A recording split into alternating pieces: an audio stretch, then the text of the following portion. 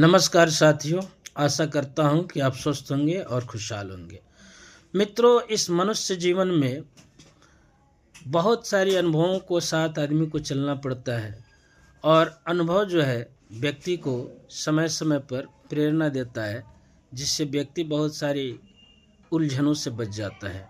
आइए आज आपके बीच में मैं एक पिता और पुत्र के बीच का प्रसंग बता रहा हूँ, जो बढ़ते समय के अंतराल पर कैसे कैसे समझ आती है, ये चीज़ें बता रहा हूँ।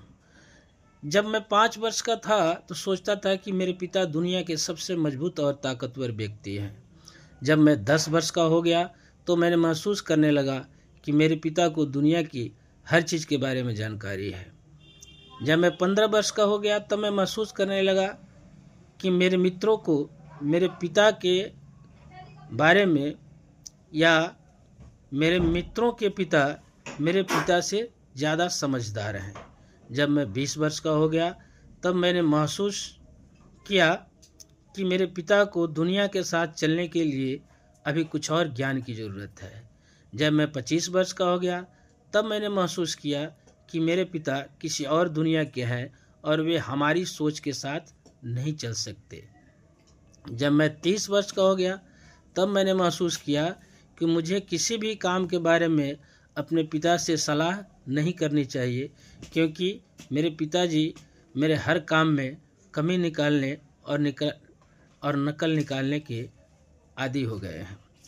लेकिन जब मैं 35 वर्ष का हुआ तब मैंने महसूस करने लगा कि मेरे पिता को मेरी नकल करके ही कुछ समझ आ रही है।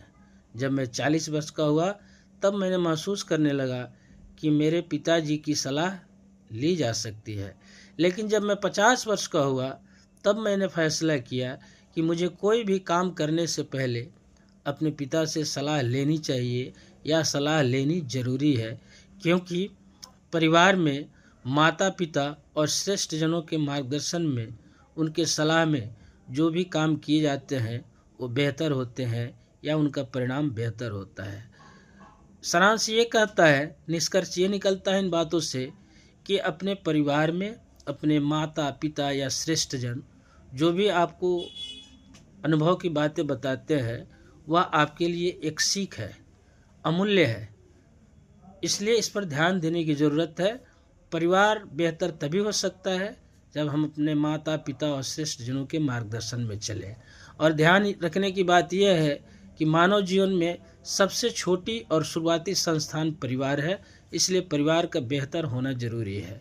बाकी आप समझदार हैं।